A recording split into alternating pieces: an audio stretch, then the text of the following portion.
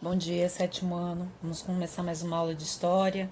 Gostaria que você abrisse um livro na página 53.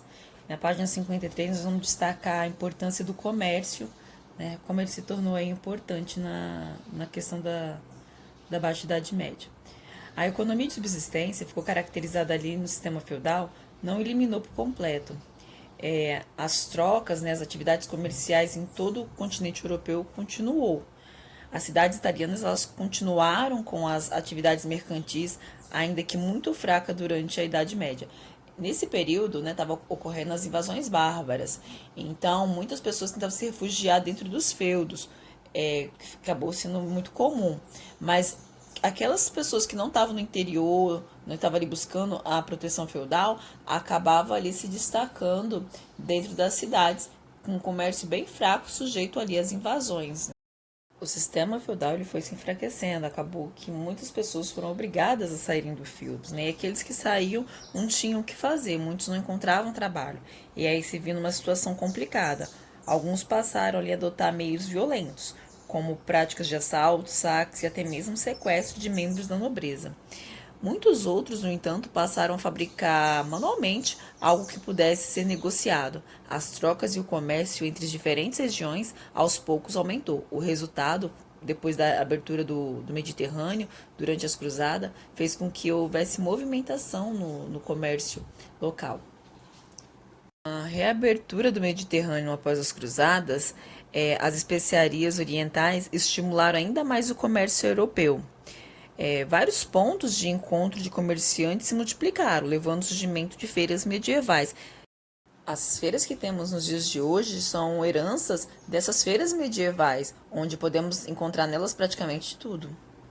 Aos poucos, as rotas comerciais foram sendo estabelecidas, pelo mar destacando ali os portos europeus e pela área terrestre destacando ali a famosa Rota de Champagne, onde se destacavam as maiores áreas de comércio europeu ocidental, que ligava aos Flanders e a Itália, né? O comércio ali em si foi fazendo com que as atividades crescessem, o que levou ao desenvolvimento de várias atividades de apoio, entre elas os cambistas, que promoviam a troca de moedas regionais, fornecendo um tipo de papel que comprovasse o depósito em determinado local. Esse é o dinheiro comercial da época, né, que efetuava um tipo de depósito seguro. Esses papéis eram chamados de letras de câmbio. As letras de câmbio seriam uma espécie de cheque. Outras formas de organização também marcaram os produtores e mercadores da Baixa Idade Média, como as corporações de ofício, que vêm a ser o mestre, o jornaleiro e o aprendiz. Cada um desses com uma característica que vem a se destacar hoje também, nos dias de hoje também. O mestre era o proprietário da oficina, das ferramentas e da matéria-prima.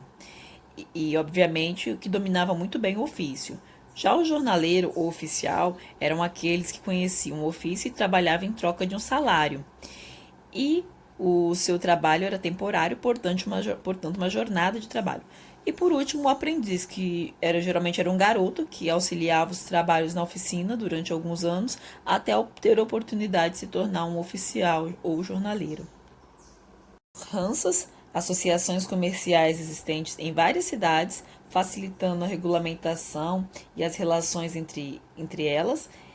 Uma dessas se destacou muito ao norte da Europa, vindo a se englobar a mais de 80 cidades, que foram as ligas hanseáticas. Outra associação que foi formada foi as guildas, por pessoas que exerciam várias atividades, as mais diferenciadas, por exemplo. Havia guildas para artistas, artesãos, trabalhadores, comerciantes, entre outros. Destacando a importância das cidades, a imagem mais comum do mundo medieval são os grandes castelos e as magníficas catedrais, com as feiras nas quais se trocavam, compravam e vendiam os mais variados produtos, foi uma realidade comum durante a Baixa Idade Média o crescimento dessas mesmas. É difícil determinar o que veio primeiro, se foi as atividades comerciais ou os núcleos urbanos. A cidade e o comércio andam sempre de mãos dadas, e o crescimento de um significa o desenvolvimento do outro. A cidade, como Paris e Roma, fundada no século antes do início da Idade Média, atravessaram todo o período medieval. Foi o renascimento do comércio que fez com que a cidade se desenvolvesse e várias outras nascessem, ao redor dos castelos, nas vilas que foram cercando no cruzamento de grandes rotas de viagens. Muitas cidades tiveram seu ponto de partida próximo aos burgos, locais de fortificação ao redor dos castelos, onde se juntaram muitas pessoas em busca de oportunidades. Os habitantes não viviam mais da terra, e sim de atividades comerciais, passando a ser chamados de burgueses, habitantes dos burgos. Essas áreas de burgos vocês ainda podem ver hoje na atualidade, ou em filmes, ou em viagens que vocês poderão fazer um dia para a Europa. Poderão observar o esplendor da arquitetura da época, que vem a ser a românica e a gótica. A Idade Média, também chamada de Idade das Trevas por alguns estudiosos, foi desenvolvida por pensadores renascentistas do século XV e XVI, na transição para a chamada Idade Moderna. Houve uma valorização da cultura clássica antiga, a grega, né, e a romana. O homem renascentista rejeitava a cultura medieval. A expressão da Idade das Trevas também faz parte de um contexto em oposição à luz do conhecimento, e se colocaram nas trevas medievais, como se durante toda a Idade Média houvesse prevalecido a escuridão, a ausência da originalidade de qualquer tipo de criação artística, filosófica, intelectual, enfim, outras culturas. Essa questão, vocês já estudaram sobre isso, né? Sabem que durante o período da Idade Medieval, muitas mudanças ocorreram, inclusive mudanças na área artística. Eles conceituam isso aqui como Idade das Trevas pelo fato de que a Idade Média as pessoas ficavam muito engessadas na realidade do clero, ditando as regras do que podia e o que não podia, segundo os conceitos da igreja. Mudanças na Europa feudal veio ocasionada ali de um período muito conflituoso. Em 1301 a 1400 foi um período da crise para o feudalismo. Em pouco mais de 100 anos, a Europa vivenciou de seus mais longos conflitos armados, uma violenta onda de fome e uma doença terrível que levou milhares de pessoas à morte. E destacar cada um dos principais motivos para essa crise no período do feudalismo.